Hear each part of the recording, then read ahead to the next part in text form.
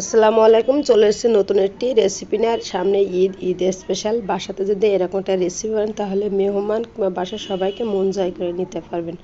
চলুন তাহলে দেখে নিই কীভাবে বানাতে। তো আমি এখানে দুধ দিয়েছি হাফ লিটার মতো, আর এটা আমি ফুটে উঠেছে বলক আসলে আমি এখানে লাস্ট সেমাইটা দিয়ে দিব, আর দিয়ে দেবো স্বাদ মতো চিনি। আপনি বেশি চাইলে একটু বেশি দিবেন, যে যেমন খেতে পছন্দ করেন মিষ্টি সেই অনুপাতে মিষ্টিটা দিয়ে দিবেন।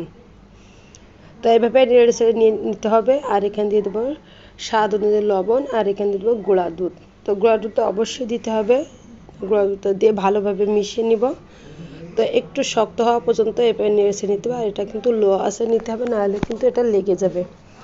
তো দেখতে পাচ্ছেন সিমাইটা কিন্তু আমার রান্না কমপ্লিট হয়ে গেছে, আর এটা কিন্তু অনেকটা শক্ত হয়ে গেছে। আর এটা নামিয়ে নেওয়ার পরে আরও একটু শক্ত হবে। তো চাইলে এখানে এলাচের গুঁড়োটাও দিতে পারেন, কোনো সমস্যা নেই। তো আমি একটা পাত্রে ঢেলে নিয়েছি, আর একটু চামচ দিয়ে একটু এভাবে নেড়ে দিচ্ছে যাতে একেবারে মিহি হয়ে যায় আর ঠান্ডা হয়ে যায়। তো এভাবে নেড়ে নেওয়ার পরে আমি এটা এখন ঠান্ডা হয়ে গেছে। আমি এখন একটা মিষ্টির শেপ দিয়ে নিব। তো আপনি কেমন মিষ্টির শেপ দেবেন, গোল দেবেন কি লম্বা দেবেন, সেটা সম্পূর্ণ আপনার উপর নির্ভর করবে। আমি হাতে একটু ঘি মেখে নিছি, আর এইভাবে মিষ্টির শেপটা দিয়ে নিব। চাইলে আপনি লম্বাও দিতে পারেন অথবা গোলও করে দিতে পারেন।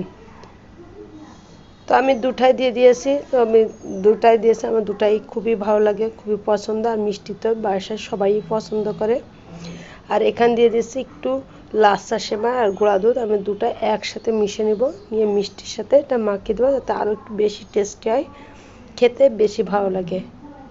তো এটা বাসার যদি কোনো না বানিয়ে থাকেন তো সামনে ঈদ আসছে, একবার হলেও চেষ্টা করে দেখবেন। দেখবেন ছোটো থেকে বড় কিংবা মেহমান সবাই পছন্দ করে, সবাই মজা করে খাবে। আর যেহেতু বাসায় বানানো, কিন্তু সবাই খুবই মজা করেই খাবে।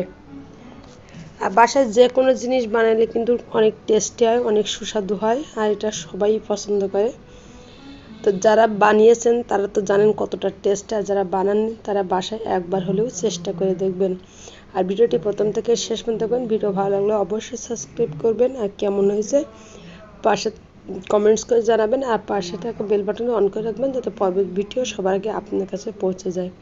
তো দেখতে পাচ্ছেন মিষ্টিটা বানানো হয়েছে, কত দারুণ হয়েছে, আর খেতেও না কত সুস্বাদু, এটা দেখেই কিন্তু লোভনীয় লাগছে।